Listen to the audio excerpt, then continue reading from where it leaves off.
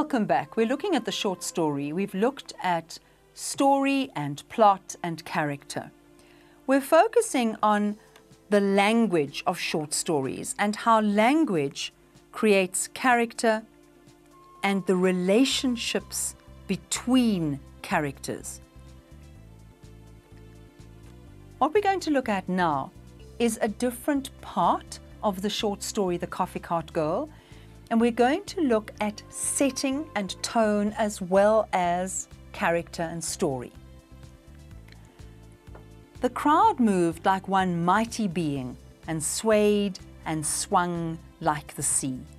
In front there was the Metropolitan Steel Windows Limited.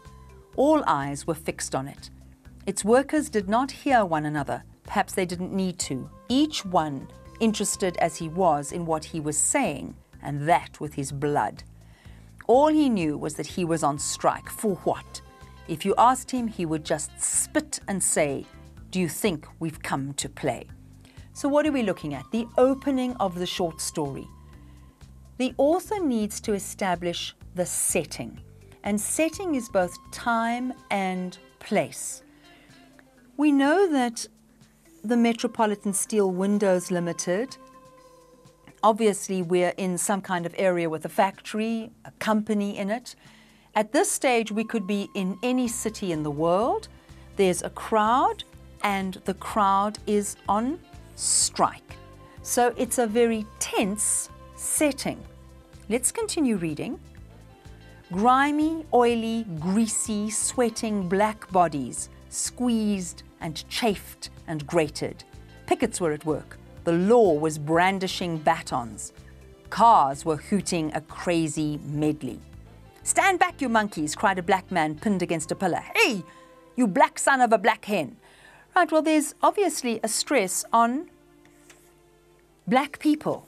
So we're not sure in any country where there is at least a significant black population, but we start to suspect, especially if we look at the name of the author, that yes, we're in South Africa. We're not too sure when. We've got the law is policemen. They have got batons, so they are going to hit these strikers. We've got cars hooting, so it's clearly a city, it's an urban area, and we have got black people on strike. The coffee cart girl was absorbed in the very idea of the Metropolitan Steel Windows strike, just as she was in the flood of people who came to buy her coffee and pancakes.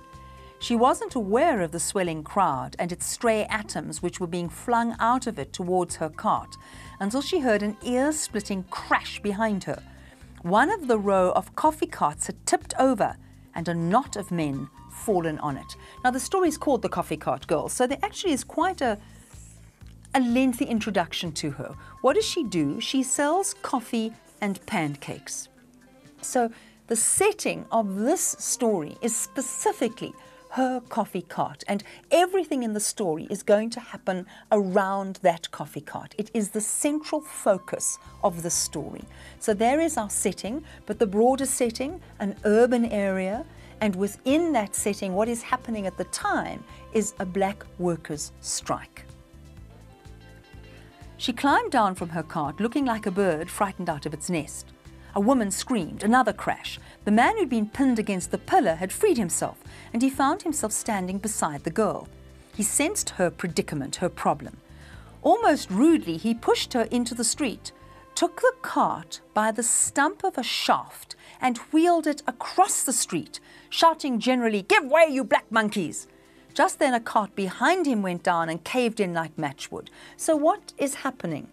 He is rescuing her particular little cart and taking it across the street and trying to get it out of the path of this mass of bodies moving towards this particular factory and being part of the strike. So there is our setting. She says, "Thank you so much, mister." He says, "Ought to be careful, my sister." "How can I thank you?" She gives him coffee and a pancake, and he says, "Thank you, my sister. Look, they're moving forward, maybe to break into the factory." When next she looked back, he was gone, and she hadn't even asked him his name. How unfriendly of her she thought. Now that is the opening of the story. What are you looking for? You're looking for setting, which we've talked about. You're also looking for something to do with the plot. Can you see where the story is going to be going? Now remember, in a short story, you don't have many characters. So what does the author establish? The coffee cart girl and the man who saved her. There are two main characters. So obviously the story that is going to develop is going to be about their interaction. And we were looking at their interaction later in the story, and we see he says he loves her and there's jealousy. So your immediate setting is the coffee cart. The broader setting is the society, the urban environment, the workers, the strike. And we're going to be looking at how those two things interact. Focus on this couple, if we can call them a couple, and we also know there's going to be a third person, Naidu, and we're going to look at that relationship. And we're also going to be looking at the whole story in a much broader context. So notice how the author establishes setting, character, plot, story. More in our next segment.